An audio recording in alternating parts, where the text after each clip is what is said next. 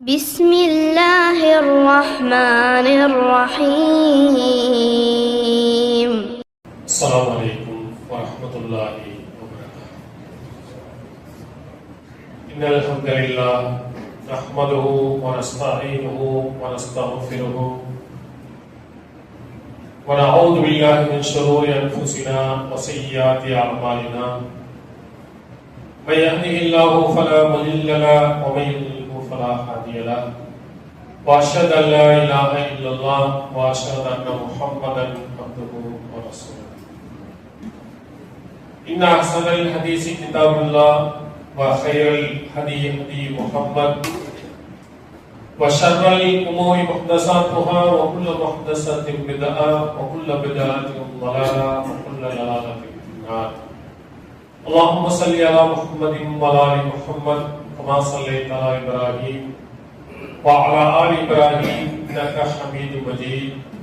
اللهم بارك على محمد وعلى آل محمد كما باركت على إبراهيم وعلى آل إبراهيم إنك حميد مجيد. அளவற்ற அருளாளனும் நிகரில்லா பேரன்புடையனுமாகிய எல்லாம் வல்ல அல்லாஹ் ஒருவனுக்கே புகழ் அனைத்தும். அகிலத்திற்கோர் அருள் கொடையாம் அண்ணலம் பெருமகனார் ஸல்லல்லாஹு அலைஹி வஸல்லம் அவர்கள் மீதும் அவர்களின் சொல் செயல்களை தவறாக பின்பற்றி எழுதிய நல்ல தோழர்கள் மற்றும் நாம் அனைவர்கள் மீதும் எல்லாம் வல்ல அல்லாஹ்வின் ஒற்றா பெருங்கருணை என்றென்றும் நிலவட்டுமாக. எல்லாம் வல்ல அல்லாஹ்வின் நல்லடியார்களே, எல்லாம் வல்ல அல்லாஹ் தஆலா இந்த பிரம்மாண்டமான பேருலகை படைத்து அதில் மனிதனை சிறப்புக்குரியவனாக உருவாக்கி அவன் இந்த உலகத்தில் எப்படி நடந்தால் மறுமை நாளில் வெற்றி அடைவார் என்பதற்கு வழிகாட்டியாக அவருடைய வேதத்தையும் அவருடைய தூதர்களையும் இந்த உலகத்தில் அல்லாஹ் தஆலா கொடுத்திருக்கிறார். அதில் இறுதி தூதுவராக நபிகள் பெருமகனார் ஸல்லல்லாஹு அலைஹி வஸல்லம் அவர்கள் 1400 ஆண்டுகளுக்கு முன்பாக உலகத்திற்கு வருகை தந்து அன்றைய காலத்தில் இருந்த மூட நம்பிக்கைகள், ஒழுக்கக்கேடுகள், கொள்கை சார்ந்த விஷயங்கள் இவைகளை எல்லாம் தெளிவுபடுத்தி ஒரு அழகான வாழ்க்கை முறையை இந்த சமுதாயத்திற்கு சொல்லிச் சென்றிருக்கிறார். அவருடைய வாழ்க்கையில் மொத்தம் 63 வருட காலங்கள் உலகத்தில் வாழ்ந்திருந்தாலும் 23 ஆண்டுகள் இறை தூதராக வஹீயினுடைய வழிகாட்டுதலின் அடிப்படையில் இவ்வுலகத்தில் அவர்கள் வாழ்ந்து வழிகாட்டி சென்றிருக்கிறார். அவருடைய 23 ஆண்டு கால வாழ்க்கையில் கடைசி காலகட்டத்தில் மிக முக்கியமான பல விஷயங்களை இந்த சமுதாயத்திற்கு வழிகாட்டி சென்றிருக்கிறார்கள், அறிவுரையாக கூறி சென்றிருக்கிறார்கள். அதில் நபி ஸல்லல்லாஹு அலைஹி வஸல்லம் அவர்கள் இறுதி ஹஜ்ஜின் போது ஹஜ்ஜத்துல் வதா நபிகளார் செய்தது ஒரே ஒரு ஹஜ்ஜி தான். உம்ராக்கள் பல செய்திருந்தாலும் ஒரே ஒரு ஹஜ்ஜி செய்திருந்தார். ஹிஜ்ரி 9 அபூபக்கர் சித்திக் ரலியல்லாஹு அன்ஹு அவர்களுடைய தலைமையில் ஒரு குழு ஹஜ்ஜி செய்தது. அடுத்த வருடம் ஹிஜ்ரி 10ஆம் ஆண்டு அல்லாஹ்வின் தூதர் அவர்கள் தலைமையில் ஹஜ் செய்யப்பட்டது.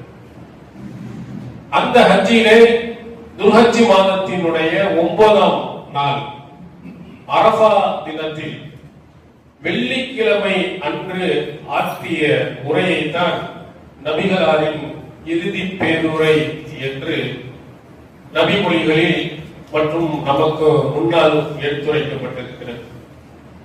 அந்த இறுதி பேருரையில் மிக முக்கியத்துவம் வாய்ந்த விஷயங்களை அல்லாஹ்வின் தூதர் அவர்கள் இந்த சமுதாயத்திற்கு சொல்லியிருக்கிறார்கள். அந்த அரஃபா தினத்திலே தஸ்வா என்று சொல்லக்கூடிய அவருடைய ஒட்டகத்தில் அமர்ந்து கொண்டு அல்லாஹ்வின் தூதர் அவர்கள் இந்த மக்களுக்கு ஆற்றிய ஒரு சிறப்பான ஒரு பேருரை. அந்த நேரத்திலே அல்லாஹ் தஆலா இறக்கிய மிக முக்கியமான ஒரு திருமறை குர்ஆனுடைய வசனம். இதில் ஏராளமான வழிகாட்டுதல்கள் இந்த சமுதாயத்திற்கு இருக்கிறது. அல்லாஹ் அந்த 9ஆம் நாள் அன்று இறக்கிய அந்த வசனத்திலே அல்-யௌம அக்மல்து லக்கும் தீனக்கும் வ அத்மம்து அலைக்கும் நிஅமதி வ ரலீது லக்குமுல் இஸ்லாம தீனா. இந்த வசனம் தான் அல்லாஹ்வின் தூதர் அவர்களுடைய அரஃபா தினத்திலே ஹிஜ்ரி 10 துல்ஹஜ் மாதத்தின் 9ஆம் நாள் இறங்கிய ஒரு அற்புதமான வசனம். இந்த வசனத்தில் இருக்கும் மிக முக்கியத்துவம் வாய்ந்த பொருளை, கருத்தை அன்றைய காலத்தில் இருந்த யூதர்கள் அறிந்திருந்தார்கள். உமர் ரலியல்லாஹு அவர்களிடத்தில் வந்து சொன்னார்கள், எங்களுக்கு மட்டும் இந்த வசனம் எங்களுக்கு இறங்கியிருக்குமானால் நாங்கள் இன்றைய நாளை, அந்த நாளை நாங்கள் ஈதாக, பெருநாளாக நாங்கள் கொண்டாடி இருப்போம். அல்-யௌம அக்மல்து லக்கும் தீனக்கும் என்ற வசனம் இதே கருத்துள்ளவை எங்களுக்கு இருக்கிறதா அன்னைக்கு மாதிரி பெருநாள் கொண்டாடி இருக்குமாம். அவ்வளவு சிறப்பான வசனம். அப்பதான் உமர் ரலியல்லாஹு அவர்கள் இந்த வசனம் எப்போது இறங்கியது, எந்த இடத்தில் இறங்கியது, எந்த நாளில் இறங்கியது என்ற விவரத்தை எல்லாம் மக்களுக்கு சொன்னார்கள் என்ற செய்தி புகாரியில் பதிவு செய்யப்பட்டிருக்கிறது. அது அல்லாஹ் என்ன சொல்கிறார்? இன்றைய தினத்தில் உங்களுக்கு உங்களுடைய மார்க்கத்தை நான் முழுமைப்படுத்தி விட்டேன். இந்த மார்க்கத்தை முழுமைப்படுத்தி டோட்டல் அனைத்தும் உங்களுக்கு கொடுக்கப்பட்டு விட்டது. என்னுடைய நியமத்தை, என்னுடைய அருள் கொடைகளையும் பரிபூர்ணமாக நான் கொடுத்து விட்டேன். இஸ்லாத்தை நான் மார்க்கமாக ஏற்றுக்கொண்டு விட்டேன் என்பதுதான் அந்த வசனத்தின் கருத்து. அல்லாஹ் தஆலா அந்த ஹிஜ்ரி 10 9ஆம் நாளிலே இறக்கிய அந்த வசனத்தின் மூலமாக முழுமையான இஸ்லாம் நமக்கு கொடுக்கப்பட்டு விட்டது. அதற்கு பிறகு அல்லாஹ் தஆலா கொடுத்ததற்கு பிறகு புதிதாக இஸ்லாத்தின் சட்டங்கள், இஸ்லாத்தின் கொள்கை, கோட்பாடுகள் எதுவும் வரப்போவதில்லை. அத்தோடு இஸ்லாமிய மார்க்கம் முடிந்துவிட்டது. இந்த அடிப்படை விஷயத்தை இஸ்லாமிய சமுதாயம், இந்த வசனத்தை ஓதுபவர்கள், படிப்பவர்கள் சரியாக புரிந்திருப்பார்கள் என்றால் இன்று பிதஅத்துகள் என்ற ஒன்று உள்ளே நுழைந்திருக்க, நூதன பழக்க வழக்கங்கள், மார்க்கத்தில் இல்லாத சுன்னத்துகளாக, ஃபர்லுகளாக, முஸ்தஹப் என்று சொல்லக்கூடியவைகள் என்றெல்லாம் பட்டியல் போட்டு உள்ளே நுழைந்து இஸ்லாத்தினுடைய அடிப்படையையே மாற்றக்கூடிய நிலை ஏற்பட்டிருக்கிறது. 4 மதுஹப்களில் ஒரு இமாமான மாலிக் இமாம் கிதாபுல் அத்திசாம் என்ற நூல்ல அற்புதமாக அழகாக இந்த வசனத்தை மேற்கோள் காட்டி சொல்லியிருக்கிறார். யாராவது ஒருவன் பிதஅத்தை அழகானதாக கருதினார் என்று சொன்னார், அல்லாஹ்வின் தூதர் சொல்லித் தராத, அவர்கள் காட்டித் தராத, அவர்கள் கட்டளையிடாத ஒன்றை இதுவும் மார்க்கம், இதுவும் தீன் அப்படின்னு நினைத்தால் அவன் அல்லாஹ்வின் தூதர் அவர்கள் மீது மோசடி குற்றச்சாட்டை சொல்லுகிறார். அல்லாஹ்வின் தூதர் அவர்கள் மோசடி செய்து விட்டார்கள், மார்க்கத்தை மறைத்து விட்டார்கள் என்ற குற்றச்சாட்டை அவன் சொல்கிறார். ஏன்னா அல்லாஹ் சொல்லுகிறார், அல்-யௌம அக்மல்து லக்கும் தீனக்கும், இன்றைய தினத்தில் மார்க்கத்தை முழுமைப்படுத்தி விட்டேன், இந்த தூதர் வழியாக முழுமைப்படுத்திட்டேன் அல்லாஹ் சொன்ன பிறகு அல்லாஹ்வின் தூதருடைய வழிகாட்டுதலில் இல்லாத போது, அல்லாஹ்வின் தூதர் சொல்லாத ஒன்றை நீ மார்க்கம் தீன் என்று சொன்னால் அல்லாஹ்வின் தூதர் மறைச்சிட்டாங்க, மோசடி செஞ்சிட்டாங்க. அடுத்த அழகான ஒரு வார்த்தையை சொல்லுகிறார்கள், அமாலம் யகும் யௌமைதின் தீனன் ஃபலா யகூனுல் யௌம தீனா. அன்றைய தினத்தில் எது மார்க்கமாக இல்லையோ அது இன்றைய தினத்திலும் மார்க்கமாக ஆகாது. ஒரு அற்புதமான அழகான மிக சிறிய வார்த்தையில் மிக அற்புதமான அடிப்படையான கருத்தை அவர்கள் சொன்னார். அன்றைய நாளில் எது தீனாக இல்லையோ இன்றைய தினத்திலும் அது தீனாக இருக்கிறது. இப்ப மௌலூது ஓதுதல் சுன்னத்துங்கிறார். அன்றைய தினத்தில் மௌலூது ஓதுதல் சுன்னத்தாக இருந்ததா? நபி வழியை படிச்சிருப்பாங்க, இல்ல. அப்ப அல்லாஹ்வின் தூதருடைய காலத்தில் அது தீனாக இல்லை என்றால் இப்பொழுது தீன் இல்லை. மீலாது விழாக்கள் கொண்டாடுவது மார்க்கமா? அன்றைய தினத்தில் பார், அன்றைய தினத்தில் மீலாது விழாக்கள் கொண்டாடுதல் தீனாக இல்லை. அப்படி என்றால் இன்றைய தினத்திலும் இல்லை. இறந்து போனவர்களுக்கு 1வது பாத்தியா, 7ஆம் பாத்தியா, 40ஆம் பாத்தியா நம்ம கொண்டாடுகிறோமே, அல்லாஹ்வின் தூதருடைய காலத்தில் அப்படி இருந்ததா? நபிகளார் தன்னுடைய பிள்ளைகளுக்கு ஓதினார்களா? தன் இறந்த மனைவிமார்களுக்கு ஓதினார்களா? நபித்தோழர்களுக்கு ஓதினார்களா? ஒன்றுமே இல்லை. அப்படி என்றால் அன்றைய காலத்தில் அங்கே தீன் இல்லை என்றால் இன்றைய காலத்தில் அது தீனா. ஒரு அற்புதமான அழகான வழிகாட்டுதல். நபிகளார் அவர்களுடைய இறுதி பேருரை இறங்கி அந்த வசனத்தின் மூலம் நமக்கு அற்புதமாக வழிகாட்டி இருக்கிறார். அல்லாஹ்வின் தூதர் அவர்களுடைய இறுதி பேருரை, அவர்கள் சொன்ன அறிவுரைகள் புகாரி, முஸ்லிம் உட்பட ஏராளமான நூல்களில் பதிவு செய்யப்பட்டது. சிறிது சிறிதாக பதிவு செய்யப்பட்டிருக்கு, நீண்ட செய்தியாகவும் பதிவு செய்யப்பட்டது. சஹீஹ் முஸ்லிம் நீங்கள் எடுத்துக்கொண்டால் ஜாபிர் இப்னு அப்துல்லா ரலியல்லாஹு அவர்கள் அறிவித்த செய்தி பெரிய நீளமான செய்தி. நபிகளாரினுடைய ஹஜ் அற்புதமாக அழகாக விளக்குவார். அதிலே நபிகளார் ஆற்றிய அந்த உரைகளையும் சொல்லி இருக்கிறார். அதுல நபிகளார் அவர்கள் ஹஜ்ஜத்துல் விதாவிலே அந்த இறுதி பேருரையில் சொல்கிறார்கள், கது தரக்து ஃபீக்கும், நான் உங்களிடத்தில் ஒன்றை விட்டு சொல்லுகிறேன், லன் தல்லு பஅதஹு வஅதஸம்தும் பிஹி கிதாபுல்லாஹ், அதை நீங்கள் பற்றி பிடித்துக் கொள்வீர்கள் என்று சொன்னால் நீங்கள் வழிகட்டே செல்ல மாட்டீர்கள். நான் உன்னை விட்டு செல்கிறேன், அதை சார்ந்த பிடித்துக் கொண்டீர்களே, ஆனால் வழிகேடு என்பது உங்களிடத்தில் வராது, நீங்கள் வழிகட்டு போக மாட்டீர்கள் அப்படின்னு அல்லாஹ்வின் தூதர் அவர்கள் சொல்லிட்டு, அதுதான் கிதாபுல்லாஹ், அல்லாஹ்வின் வேதம், திருக்குர்ஆன். இந்த திருக்குர்ஆனை சார்ந்த பிடித்துக் கொண்டீர்களே, ஆனால் நீங்கள் ஒருபோதும் கண்டிப்பாக வழிகட்டு போக மாட்டீர்கள். அதனுடைய அறிவுரைகளின்படி நீங்கள் நடப்பீர்கள் என்று சொன்னால் வழிகட்டு நீங்கள் போக மாட்டீர்கள். திருமறை குர்ஆன் மிக அற்புதமான அழகான வழிகாட்டுதல். இன்ன அஸ்தகல் ஹதீஸி கிதாபுல்லாஹ், அல்லாஹ்வின் தூதர் அவர்கள் சொன்னார்களே, செய்திகளிலேயே மிகவும் உண்மையான செய்தி அல்லாஹ்வின் வேதத்தில் உள்ள செய்தி. திருக்குர்ஆனை படித்து திருக்குர்ஆனுடைய சட்டதிட்டங்கள், அதனுடைய அறிவுரைகள், கட்டளைகளை பின்பற்றி நீங்கள் தொடர்ந்து நடந்து கொண்டே போனால் கண்டிப்பாக ஒருபோதும் நீங்கள் வழிகட்டு போக மாட்டீர்கள். அல்லாஹ்வின் தூதர் அவர்கள் இந்த சமுதாயத்திற்கு ஹஜ்ஜத்துல் விதாவில் நமக்கு சொன்ன அற்புதமான அழகான வழிகாட்டுதல்.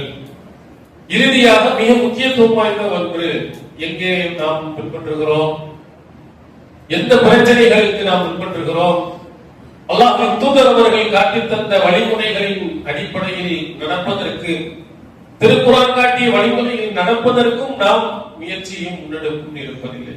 ஏன் முன்னோர்கள் சொன்னது, மூதாதையர்கள் சொன்னது, ஊரினுடைய பழக்க வழக்கங்களில் சொன்னது, இவைகள் தான் நமக்கு முன்மாதிரியாக இருக்கிறது. உதாரணத்திற்கு அல்லாஹ்வுடைய இறை இல்லம் பள்ளிவாசல், அந்த இறை இல்லம் பள்ளிவாசல் எப்படி நடக்க வேண்டும் திருக்குர்ஆன் அழகாக சொல்லுகிறது. அன்னல் மசாஜித லில்லாஹ் ஃபலா ததுஉ மஅல்லாஹி அஹத். இந்த பள்ளிவாசல்கள் அனைத்தும் அல்லாஹ்வுக்கு சொந்தமானவை. அல்லாஹ்வுடன் யாரையும் நீங்கள் பிரார்த்தனை செய்யாது. அல்லாஹ்ட்ட கையேந்தி கேட்காதே. அற்புதமான அழகான வழிகாட்டுதல் இந்த இறை வேதத்தில் இருக்குது. இதை ஸ்ட்ராங்கா நீ பிடித்திருந்தால் முழுதை பள்ளிவாசல் உட்கார்ந்து ஓடுவாங்களா? அல்லாஹ்வின் தூதர் அவர்களை பார்த்து பாவங்களை மன்னிப்பவர்களே என்று கேட்பார்களா? பாவங்களை மன்னிக்கக்கூடிய நீங்கள் தான், அழித்தளிக்கும் பாவங்களை எல்லாம் மன்னிப்பவர்கள் நீங்கள் தான். கஃபீரு அன்னி துனூபி, என்னுடைய பாவங்களை எல்லாம் நீங்கள் மன்னித்து விடுங்கள், அழித்து விடுங்கள் கேட்பாங்களா? அல்லாஹ்விடத்தில் மட்டும் கையேற்ற வேண்டும் என்று திருக்குர்ஆன் நமக்கு வழிகாட்டுகிறது, அந்த வேதம் வழிகாட்டுகிறது. பிடிக்க அல்லாஹ்வின் தூதரினுடைய இறுதி பேருரை இந்த சமுதாயத்துக்கு சொன்னார்கள். இதை ஸ்ட்ராங்கா பிடித்தா வழியாக மாட்டீங்க. விட்டுட்டியே உங்களுக்கு ஷிர்க் பித்அத் அனைத்தும் உள்ளே நுழைந்து விட்டது என்றால் அது கூட்டி கொண்டு போய் சேர்க்கும் இடம் நரகமாகும். அது வழியேட்டில் கொண்டு போய் கடைசியில் நரகத்தில் கொண்டு போய் சேர்த்து விடும். அல்லாஹ்வின் தூதர் அவர்கள் அதனால் தான் அந்த இறுதி பேருரையில் இறைவனின் வேதத்தை ஸ்ட்ராங்கா பிடித்துக் கொள்ளுங்கள் என்று சொன்னார். இதெல்லாம் நாம் தெரிந்திருக்கக்கூடிய நமக்கும் அல்லாஹ்வின் தூதர் அந்த இறுதி பேருரையில் சொன்னார்கள். நிறைய பேருக்கு நிறைய விஷயங்கள் தெரியும், உனக்கு ஓதக்கூடாது தெரியும், இது ஷிர்க்குகள் செய்யக்கூடாது தெரியும், தர்காவுக்கு போகக்கூடாது தெரியும். இவைகள் எல்லாம் நம்மோடு வைத்துக் கொண்டு விட்டு போய் விடுகிறோம். நம்முடைய சொந்தக்காரர்கள் இருக்கிறாங்க, தெரிந்தவர்கள் இருக்கிறாங்க, அறிந்தவர்கள் இருக்கிறாங்க. இவர்களிடத்துல எல்லாம் நாம் போய் கொஞ்சம் ஸ்ட்ராங்கா போய் நம்ம சொல்லுகிறோமா என்றால் நமக்கு எதுக்கு வம்போ அப்படின்னு நினைப்பவர்களும் உண்டு. அவங்களுக்கும் அல்லாஹ்வின் தூதர் அவர்கள் ஹஜ்ஜத்துல் விதாவில் சொன்னார்கள், இங்கு வந்திருப்பவர்கள் வராதவர்களுக்கு போய் சொல்லுங்கள் அப்படின்னு சொன்னாங்க. இந்த ஹஜ்ஜத்துல் விதாவிலே கடைசி ஹஜ்ஜின் பிறகு வந்து இந்த அறிவுரையை கேட்டவர்கள் எவ்வளவு பேர் இருக்கலாம், இது வராது எவ்வளவு மக்கள் இருக்கலாம். கேட்டதை அத்தனை பேரும் கொண்டு போய் சொல்லுங்க. பல்லிகு அன்னி வலவு ஆயா, ஒரே ஒரு ஆயத்து, ஒரு சின்ன ஒரு செய்தியாக இருந்தாலும் அதையும் எடுத்து சொல்லுங்கள். நம்ம அடுத்தவர்களிடத்தில் பேசுகிறோம், நெருங்கிய உறவினர்கள் தோழிகளிடத்தில் பேசுகிறோம், என்ன உலகத்தை பற்றி மற்றவர்களை பற்றி அளந்து பேசுகிறோம், அவதூறுகளையும் பேசுகிறோம், புறமையும் பேசுகிறோம். நிறைய நேரங்களை இதில் பயன்படுத்துகிறோம். மார்க்கத்தின் சட்டதிட்டங்கள், அல்லாஹ்வின் தூதர் காட்டிய வழிமுறைகள், இவைகளை எல்லாம் அவர்களுக்கு நாம் சொல்லி கொடுத்திருக்கிறோமா? அல்லாஹ் தூதர் சொல்கிறார்கள், இங்கு வந்திருந்தவர்கள், இந்த செய்தியை கேட்டவர்கள், கேட்காதவர்களுக்கெல்லாம் சொல்லுங்கள். ஆனால் தான் நபி தோழர்கள் மக்காவிலே இருந்து மதீனாவிலே இருந்தவர்கள் எல்லாம் எங்கெங்கோ போயிட்டாங்க. மிஸ்ர், சிரியா, இது தமிழ்நாடு, இந்தியாவுக்கு முதற்கொண்டு என்ன செய்திருக்கிறார்? நபி தோழர்கள் வந்திருக்கிறார். மார்க்கத்தின் சட்டதிட்டங்களை, மார்க்கத்தின் வழிகாட்டுதல்களை இங்கே கொண்டு வந்து சேர்த்திருக்கிறார்கள். அவங்களுடைய பெரும் முயற்சியின் காரணத்தினால் ஏகத்துவ கொள்கை நமக்கு கிடைத்திருக்கிறது. அந்த பணியை செய்ய அல்லாஹ்வின் தூதர் அவர்கள் நமக்கு வழிகாட்டி இருக்கிறார்கள். எந்த நல்ல விஷயங்கள் உங்களுக்கு தெரிந்தாலும் அதை அடுத்தவர்களிடத்தில் எடுத்து சொல்லுங்கள், அடுத்தவர்களுக்கு வழிகாட்டுங்கள். மந்தல்ல அலா ஹைரின் ஃபலஹு அஜ்ரு ஃபாயிலிஹி. அல்லாஹ்வின் தூதர் சொன்னார்கள், ஒரு நல்ல விஷயத்தை அடுத்தவர்களுக்கு நல்வழியை காட்டினீர்கள் என்றால் அதை அவர்கள் செய்தால் அதன் அவர்களுக்கு கிடைக்கும் கூலியை கொண்டு உங்களுக்கு உண்டு. நமக்கு கிடைக்கும் மிகப்பெரிய ஒரு நன்மை, நாம் சாதாரணமாக ஒருவருக்கு ஒரு செய்தியை சொல்லிவிட்டு நாம் போயிடுவோம். அல்லாஹ் தஆலா அவர் அதன் மூலமாக ஒருவருக்கு வழிகாட்டி இருப்பார், நல்வழியை அவர் பின்பற்றி இருப்பார். அதற்கு கொடுக்கும் நன்மைகளை எல்லாம் அல்லாஹ் நமக்கு மாறி கொடுத்துருவான். இதெல்லாம் நமக்கு சாதாரணமாக கஷ்டமில்லாமல் நமக்கு கிடைக்கும் பெரிய நன்மைகள். அதான் அல்லாஹ்வின் தூதர் அவர்கள் அந்த இறுதி பேருரையில் அனைவர்களும் இந்த செய்தியை அடுத்தவர்களுக்கு எடுத்து சொல்லுகிறார்கள். இதையும் நாம் இந்த இறுதி பேருரையில் இருந்து பெரும் படிப்படையாக ஒரு அறிவுரையாக நாம் எடுத்துக்கொள்ளலாம். அதே செய்தியிலே அல்லாஹ்வின் தூதர் அவர்கள் ஒரு அற்புதமான இந்த சமுதாயத்தில் உள்ள ஒரு மூட நம்பிக்கைகளை உடைத்தறியும் அறிவுரையை சொன்னார்கள். அலா குல்லு ஷைஇன் மின் அம்ரி ஜாஹிலிய்யா தஹ்த கதமைய மௌலூ. அறிந்து கொள்ளுங்கள், அறியாமை காலத்தின் பழக்க வழக்கங்கள் அனைத்தும் என்னுடைய பாதங்களுக்கு கீழ் போட்டு புதைக்கப்படுகிறது. அறியாமை காலத்தில் எவ்வளவோ மார்க்கத்துக்கு முரணான மூட நம்பிக்கைகளை செய்து கொண்டிருப்பீர்கள். எல்லாத்தையும் நான் குழி தோண்டி புதைத்து விட்டேன், யாரும் அதை பின்பற்றக்கூடாது. மூட நம்பிக்கைகள் நம்முடைய சமுதாயத்தின் உள்ளே வந்துவிடக் கூடாது, அடித்து நொறுக்கிவிட வேண்டும் நபிகளார் நமக்கு சொன்னார்கள். ஆனால் இன்று வரையிலேயும் இஸ்லாமிய சமுதாய மக்களிடத்தில் மூட நம்பிக்கைகள், மார்க்கம் தடுத்தவைகள் இன்னும் நடைமுறையில் இருந்து கொண்டிருப்பதை பார்க்கிறோம். உதாரணத்துக்கு காய்ச்சல், தலைவலி, நோய் நொடி, அந்த அல்லாஹ்வின் தூதர் அவர்கள் இரண்டு நமக்கு வழிகாட்டி இருக்கிறார்கள். ஒன்று மருத்துவம் செய்யுங்கள், ததாவும் யா இபாதல்லாஹ், அல்லாஹ்வின் அடியார்களே மருத்துவம் செய்யுங்கள். நோய் மருந்து நோயை அடைந்தால் அல்லாஹ்வின் உதவியுடன் அந்த நோய் போய்விடும். இரண்டாவது அல்லாஹ்விடத்தில் துஆ செய்யுங்கள்.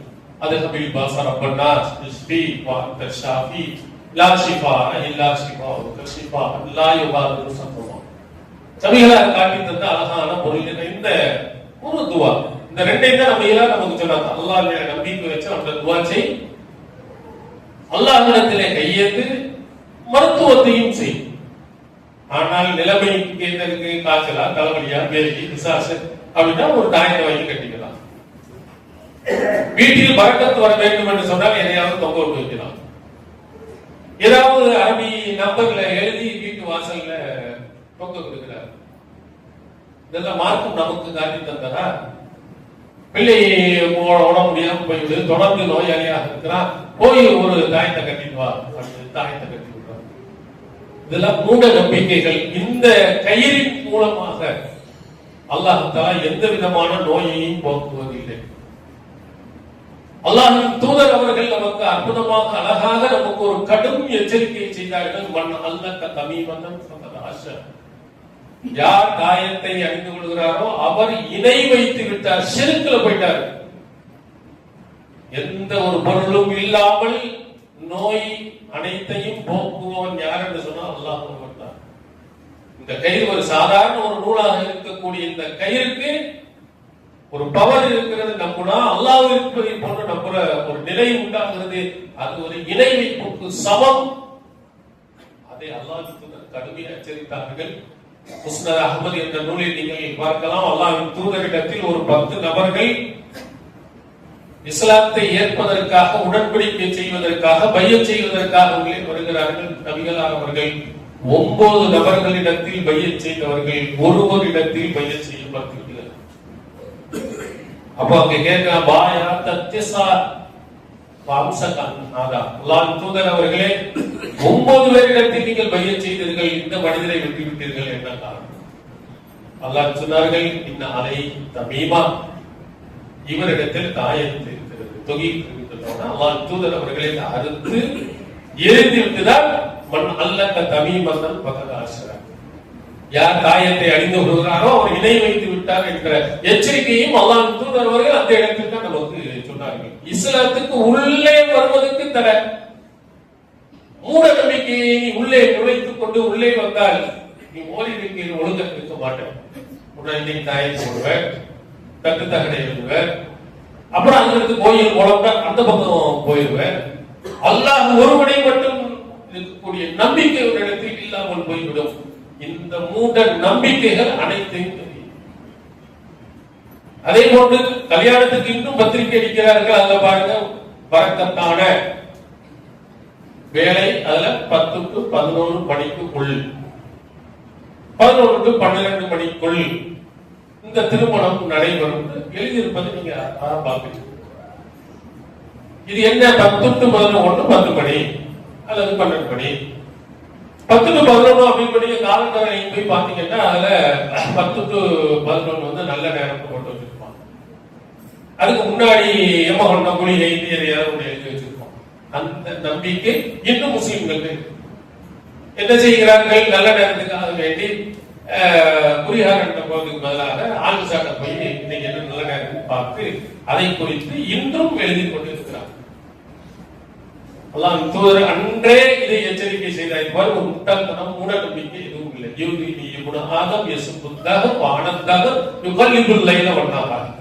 அல்லாஹ் சொல்வதாக நபிகளார் நமக்கு சொன்னார்கள், ஆதமின் மகன் எனக்கு நோவினை செய்கிறார், என்னையே ஒரு தொல்லை பண்றான், காலத்தை திட்டுகிறார்.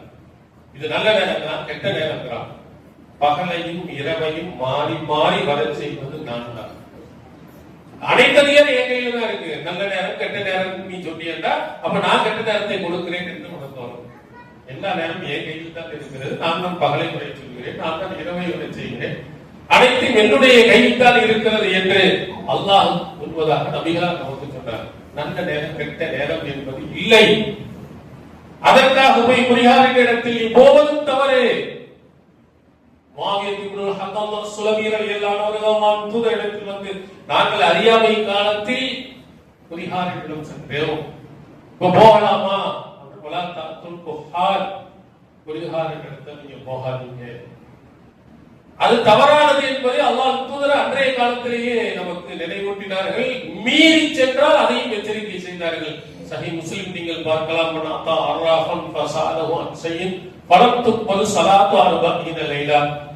குறிகாரிடம் சென்று எதையாவது கேட்கணும், என்ன விஷயத்தை கேட்டாலும் உடனே அவருடைய 40 நாட்களின் தொழுகை ஏற்றுக்கொள்ளப்படாது. நாங்கள் 1 2 நாள் அல்ல, 40 நாள் மொத்தமா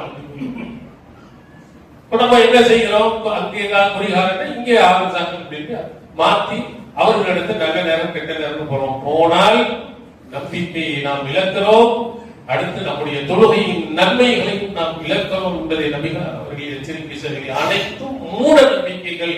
இந்த மாதிரி மூட நம்பிக்கைகளுக்கு போகாது. ஏன்னா ஆரம்ப காலத்தில் சிரிக்கில் இருந்து, குஃப்ரியத்தில் இருந்து இஸ்லாத்தை தழுவியவர்கள் அந்த மாதிரியே இங்கே இருக்க வேண்டும் என்று ஆசைப்பட்ட ஒரு சிலரினுடைய கேடின் காரணத்தினால்தான் தர்கா வழிபாடுகள், தாயத்தை எல்லாம் வேறு விதத்தில் வந்தது. அந்த சிலைகளை வணங்குகிறார்கள் என்று சொன்னா அது மாதிரி நமக்கு வேணாம். ஆனா அது வேணாம், இதை நம்ம வேற விதத்துல கொண்டாடணும் சொல்லிட்டு இறந்து உணவுகளுக்காக வேண்டி தர்காக்களை கட்டி அங்க போய் வணக்க வழிபாடுகளை ஈடுபட்டார். நபிகளாருடைய காலத்திலேயும் இது போன்ற சிந்தனை உள்ளவர்கள் இருந்தார்கள். நபிகளார் கடுமையாக எச்சரிக்கை செய்தார். சாய் முஸ்லிம் நீங்கள் பார்க்கலாம். இன்றைய காலத்திலையும் இப்பொழுதும் மாற்று மதத்தவர்களுக்கு ஒரு புது வண்டி அல்லது பெரிய லாக்கு போனாங்கன்னு சொன்னா ஒரு கோயில் வாசல்ல நிறுத்தி 4 எலுமிச்சம்பழத்தை வச்சு ஒரு மிதிச்சு அதுக்கு மேலதான் போவான். அப்பதான் எந்த விதமான முசீபத்தும் எதுவும் ஏற்படாது, ஒரு பாதுகாப்பு. அது மாதிரி அன்றைய காலத்தில் போர்க்களங்கள் இவைகளுக்கெல்லாம் செய்யும் பொழுது அவர்களுடைய வாள்களை ஒரு மரத்துல தொங்க விட்டு அப்புறம் எடுத்துட்டு போவான் பறக்கத்து. அது அன்றைய காலத்தில் தாத்து அன்வாத் அப்படின்னு சொல்லக்கூடிய ஒரு மரம் இருக்கு. அந்த மரத்தை விட்டுட்டு போனா நம்ம முஸ்லீம் இருக்கோம், அது சிறுக்குல உள்ள வைக்கிறோம். நமக்குன்னு இன்னொரு மரத்தை வச்சுக்கிடுவோம். அது இதை இப்போ அங்க இருந்து போட்டோம், நமக்கு இன்னொன்று வச்சு அது நம்ம விட்டு போகணும்னு கேட்டாங்க. தூதரவர்களே, அவர்களுக்கு தாத்தோன்வாத் என்ற மரம் இருப்பதை போன்று எங்களுக்கும் ஒரு மரத்தை ஏற்படுத்துங்கள். அல்லாஹ் தூய்மையானவன். என்ன வார்த்தையை கேட்டுவிட்டீர்கள்? அழகான ஒரு வார்த்தை சொன்னாங்க. மூசா அலைஹிஸ்ஸலாமுடைய காலத்தில் இருந்த புதிதாக இஸ்லாத்தை நாம் சொன்னான், விஜஅல்லனா இலாஹன் கமாலஹும் ஆலிஹா. அவர்களுக்கு பல கடவுள்கள் இருப்பதை போன்று எங்களுக்கும் ஒரு கடவுளை ஏற்படுத்தி தாருங்கள் என்று முட்டாள்தனமான ஒரு கோரிக்கையை மூசா அலைஹிஸ்ஸலாம் அவர்களுக்கு கேட்டார். அது உன்னதமாக இருக்கிறது என்று நபிகளார் கண்டித்தார். ஒரு மரத்துக்கு ஒரு மட்டை இதுக்கெல்லாம் என்ன சக்தி இருக்கிறது? இன்னும் போனா தர்காவுக்கு முன்னால அல்லது வெளியில ஜெண்டா கொடிமரங்களை வைத்து முட்டாள்தனம், ஒரு மூட நம்பிக்கை இல்லையா? அல்லாஹ் அல்லாஹ் தூதர் கடைசி நேரத்துல எல்லா மூட நம்பிக்கைகளையும் அனைத்தையும் மூடி பூமிக்குள்ள புதைச்சிட்ட. கவனமா இருந்துங்க, மூட நம்பிக்கையின் பக்கம் போயே விடாதீர்கள். திருக்குர்ஆனை படிங்கள், நபிகளார் காட்டி தந்த வழிமுறைகளை நீங்கள் படிங்கள் என்று அற்புதமான அழகான அறிவுரைகளை நபிகளார் அவர்கள் சொன்னார். நிறைய அறிவுரைகள் அல்லாஹ் தூதர் அவர்கள் இந்த இறுதி பேருரையில் நமக்கு சொல்லி இருக்கிறார்கள். அது தொடர்பான இந்த செய்திகளை எல்லாம் நீங்கள் கவனத்தில் வைத்து அல்லாஹ் தூதர் சொன்ன இறுதி கட்டத்தில் நமக்கு சொன்ன அந்த அறிவுரையை பின்பற்றி நடக்க எல்லாம் அல்லாஹ் தஆலா புரிவானாக.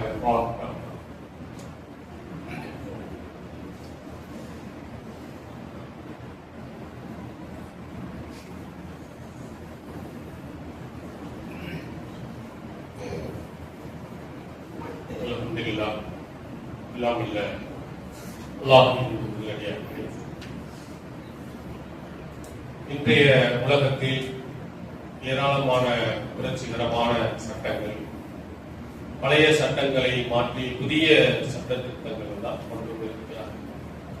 அது குறிப்பாக ஆரம்ப காலத்தில் பெண்களுடைய உரிமைகள் ஒன்றுமே இல்லாத கட்டத்தில் பெருமையாக திராவிட கழகத்தை சார்ந்தவர் சொல்வாங்க, கருணாநிதியினுடைய ஆட்சியில் தான் பெண்களுக்கு சொத்துரிமை கொண்டு வரப்பட்டது. ஆனா அல்லாஹ் 1400 ஆண்டுகளுக்கு முன்னாக நபிகளார் அவர்கள் அழகாக நசீபும் விம்மா தரக்கல் வாலிதானி அல்லாஹ் சொல்கிறார், பெண்களுக்கும் அவருடைய பெற்றோர்கள் நெருங்கிய உறவினர்கள் விட்டு சென்றதில் சொத்தில் பங்கு உண்டு. குறைவாக இருந்தாலும் சரி, அதிகமாக இருந்தாலும் சரி. திருக்குர்ஆன் நமக்கு சொல்கிறது, தாய்க்கு இருக்கிறது, மனைவிக்கு இருக்கிறது, சகோதரிக்கு இருக்கிறது, பெண் பிள்ளைக்கு இருக்கிறது என்று சட்டத்தை சொல்லி சட்டத்தின் அடிப்படையில் இன்று வரையிலும் நடைமுறைப்படுத்துகிறார். ஆனால் அந்த புதிய சட்டங்கள் சொல்லும் போது அது ஒரு புரட்சி என்று சொல்கிறார்கள். அவர்கள் அன்றைய காலத்தில் அவர்கள். அதே மாதிரி இன்றைய தினம் மே 1 சர்வதேச உழைப்பாளர்கள் தினம், தொழிலாளர்கள் தினம் அப்படின்னு சொல்லிட்டு தொழிலாளர்களுக்காக வேண்டி குரல் கொடுத்து பல சட்டங்களை கொண்டு வந்தார் சொல்லுவாங்க. அல்லாஹ்வின் தூதர் அவர்கள் அன்றே அனைத்துக்கும் முன்மாதிரியாக அற்புதமாக வழிகாட்டினார்.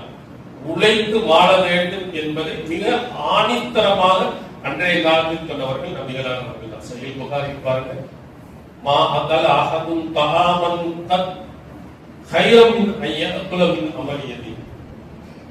எந்த ஒரு மனிதனாக இருந்தாலும் தன் கையால் உழைத்து சாப்பிடும் உணவை விட சிறந்த உணவை எவனும் சாப்பிடுவது.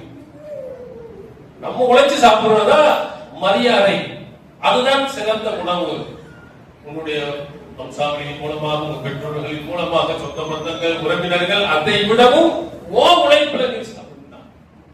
உழைப்பின் முக்கியத்துவத்தை நபிகளார் அன்றே சொன்னார். அடுத்தவன்கிட்ட போய் கையேந்து கேட்டு அவன் தரந்தவனா அல்லது தராமல் இருப்பலாம், அதை விட விறகுகளை சுமந்து வருவது சிறப்புக்குரியது என்று நபிகளார் வந்து சொன்னார். இளைஞர்களாக இருப்பவர்கள் உழைத்து சாப்பிட வேண்டும், ஓய்வின்றி உழைக்க வேண்டும். இளைஞர்களாக இருந்து சோம்பேறித்தனமாக சோம்பி கிடக்கக்கூடாது என்பதை இந்த நபிமொழி நமக்கு உணர்த்துகிறது. பெற்றோர்களும் நம்முடைய பிள்ளைகளுக்கு செல்லத்தை கொடுத்து தொழில் செய்யாதவனாக, வேலைக்கு போகாதவனாக ஆக்கிவிடக்கூடாது. அவன் சொந்த காலில் நிற்கக்கூடிய நிலையை அவர்கள் உருவாக்க வேண்டும் என்பதை நபிகளார் அவர்கள் சொன்னார். அதே மாதிரி தொழிலாளி, முதலாளியினுடைய வர்க்கம், அவர்கள் செய்கிற அட்டுழியங்கள், அதற்கு எதிராக எத்தனையோ சட்டங்கள் கொண்டுவந்தார். அன்றைய காலத்திலேயே ஒரு முதலாளி எப்படி நடக்கணும், ஒரு தொழிலாளி எப்படி நடக்க வேண்டும் என்பதை அற்புதமா சொன்னார். வேலைக்காரனை அடிக்கிறது, துன்புறுத்துவது, ஓவரா வேலை சரி முஸ்லிமில் பாருங்க அபூ மசூத் அன்றைய காலத்துல தொழிலாளியே ரொம்ப மோசமான ஒரு தொழிலான அடிமை தான். சாப்பிட்டுக்கிட்டு முதலாளி சொன்னது ஊரா கேட்டுட்டு இருக்கணும், புளிந்து எடுத்து விடுவான். ஒரு தடவை அடிக்கிறார்கள் அபூ மசூத் ரலியல்லாஹு அன்ஹு. அப்போ ரசூலுல்லாஹ் பின்னாடி இருந்து அலம் அபா மசூத், அபூ மசூதே தெரிஞ்சிக்க விளைக்க அப்படின்னு சொல்லிட்டு சொல்றாங்க. அவர் அடிச்சுக்கிட்டே இருக்காரு. பின்னாடி ரசூலுல்லாஹ் நின்றது ரசூலுல்லாஹ்க்கு தெரியல. அப்புறம் பின்னாடி பார்த்தா அல்லாஹ்வின் தூதர் அவர்கள் ரசூலுல்லாஹ் அழகாக அவர்களுக்கு சொன்னார், அன்னல்லாஹ அக்தரு அலைக்க மின்க அலா ஹாதல் குலாம். இந்த வேலைக்காரனுக்கு உனக்கு இருக்கும் அதிகாரத்தை விட, சக்தியை விட உன் மீது அல்லாஹ்வுக்கு அதிகம் இருக்கிறது. புட்டித்தாண்டா அவன் தோலை உரித்து எடுத்துருவான். என்ன நினைத்துக் கொண்டிருக்கிறார்? கடுமையா நபிகளார் அவர்கள் எச்சரித்து, ஆடு மாடுகளை கொண்டு அடிப்பது. உடனே நபிகளாரின் எச்சரிக்கையை பயந்து உடனே அவரை விடுதலை செய்திருக்கிறார். நபிகளார் பல இடங்களில் இதை வலியுறுத்தி சொல்லி இருக்கிறார்கள். அபூ தர் கிஃபாரி ரலியல்லாஹு அவர்கள் ஒரு கட்டத்தில் அப்பதா இந்த இடத்துல அலை உள்ளக்கும் அலா உலாமி, அவருக்கு 2 ஆடை, கீழாடை ஒன்று மேல. அந்த காலத்துல ஒரு ஆடை தான் இருந்துச்சு. வேலைக்காரனுக்கு பார்த்தா அவங்களுக்கு நம்ம 2 பேருமே சமமா இருக்கிறாங்க. எல்லாரும் ஆச்சரியப்பட்டு, என்னது முதலாளியும் தொழிலாளியும் ஒரு மாதிரியா இருக்கிறாங்களே அப்படின்னு கேட்கும் பொழுதுதான் அல்லாஹ்வின் தூதரின் அறிவுரை அவர் சொல்கிறார்கள். புகாரி நீங்கள் பார்க்கலாம். ஒரு தடவை நான் கோபத்துல இவன் செஞ்ச தப்புக்கு அவங்க அம்மாவையும் சேர்த்து திட்டேன். உடனே போய் ரசூலுல்லாஹ் அவர் புகார் பண்ணிட்டேன். நம்ம எதுக்கிட்டா அம்மா தான் தருவோம், இவனை திட்டா அவனை திட்டணும், அவங்க அம்மா அப்பாவை திட்டணும். இப்படிதான் அசிங்கமாக திட்டுவது நம்முடைய பழக்கம். அது மாதிரி அன்றைய காலத்தில் இருந்ததுன்னா அபூ தர் கிஃபாரி எல்லாம் அப்படி திட்டி விட்டாங்க. அப்ப ரசூலுல்லாஹ் போய் அந்த அடிமை சொன்னவுடன், இன்ன கைமுறமும் தீக்க ஜாகிலியா, அறியாமை பழக்க வழக்கங்கள் உள்ள ஒரு மனிதனாகப்பா நீ இருக்கிற, எப்படியா என்று கண்டித்துட்டு ரசூல் அழகான அறிவுரை சொன்னார். எஹ்வானுக்கும் கவலம், உங்களுடைய இந்த அடிமைகள், வேலைக்காரர்கள் அவங்களுடைய உங்களுடைய சகோதரர்கள், அவங்களை எப்படி நீ கவனிக்கணும்? நீ சாப்பிடும் பொழுது மிம்மா யஅகுலூன், சாப்பிடும் நீனும் அவனுக்கு சாப்பாடு கொடு. நீ ஆடை அணிகின்ற பொழுது அவனுக்கும் ஆடை அணிய கொடு. அவனுக்கு முடியாத வேலைகளை வாங்காத, அவனும் மனுஷன்தான், உனக்கு நீனும் மனிதன் தான். உன்னால செய்ய முடியாது, அவனால செய்ய முடியும், டபுள் மடங்கு ட்ரிபிள் மடங்கு வேலையை கொடுத்தார். அப்படி ஒரு அவசியம் வந்தால் அவனுக்கு அவனுடன் சேர்ந்து நீ உதவியும் செய் என்று நபிகளார் அவர்கள் அந்த நேரத்தில் ஒரு அறிவுரை சொன்னார்.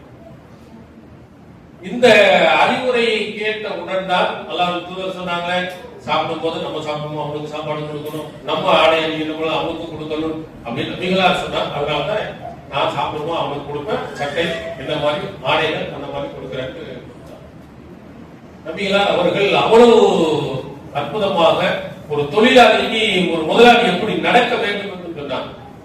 நிறைய பேர் நிறைய வேலை வாங்குவான், கரெக்டான கூலியை கொடுக்க மாட்டான். அதுக்கும் நபிகளார் சொன்னாங்க, புகாரி பார்க்கலாம், கியாமா 3 நபர்களுக்காக நான் மறுமை நாளில் வாங்காது, அல்லாஹ்வே வந்து நின்றுவான். உனக்கு எதிராக சொல்ல மாட்டேன் அப்படின்னு சொல்லிட்டு நீ என்னென்ன செஞ்சேன்னு அல்லாஹ் சொல்லுங்க. அந்த 3 நபர்கள் ஒருத்தர் ஒரு மனிதன் அழகா ஒருவன்ட்ட வேலை வாங்குறான்.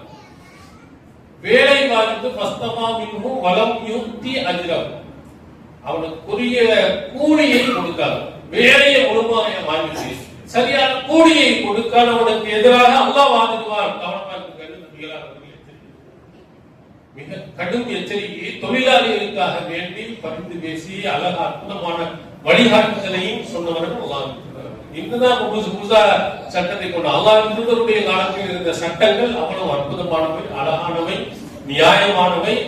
இது மாதிரி சட்ட திட்டங்களை அல்லாஹ் தூதர் காட்டி தந்த அந்த வழிமுறைகளை பின்பற்றி நடந்தால் இந்த சமூகத்திலேயும் மிகச்சிறந்த ஒரு மாற்றங்கள் ஏற்படும். அதை போன்று நடக்க அல்லாஹ் தூதர் வழிகாட்டுதலை பின்பற்ற எல்லாம் அல்லாஹ் நம்மை பாதுகாப்பாக